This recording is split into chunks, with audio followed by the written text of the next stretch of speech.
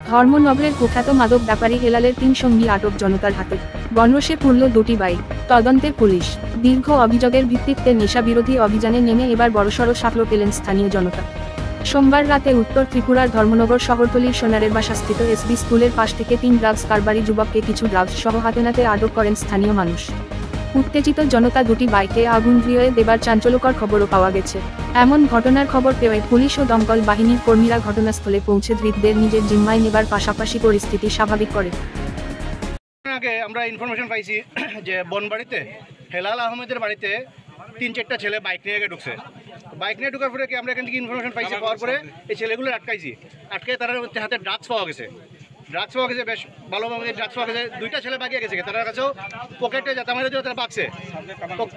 Totally Helal 3 মাস drugs আওতায় ধরা পড়িয়া 3 মাস আসছিল থানাতে। যখনই ছুটার পরে 1 মাসের মধ্যে ড্রাগসের আওতা বাড়ি গেছে। তার বাড়িতে প্রত্যেকদিন 150 থেকে 200টা বাইক গাড়ি গিয়া যায়, ড্রাগস বিক্রি হয়। সাথে হয়েছে কি তা থানা থেকে ছুটার পরে চুরি বাড়ি গেছে গা, এই এরিয়াতে চুরি বাড়ি গেছে গা।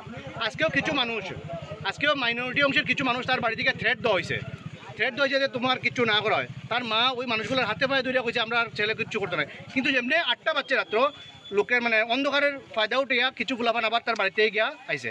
তো আমরা গ্রামবাসীরা মিলিয়া এই ছেলেগুলোর ধরা হয়েছে, ধরে থানার হাতে দেওয়া হয়েছে। ড্রাগস পাওয়া গেছে। কয়টা ছেলে দেওয়া হয়েছে?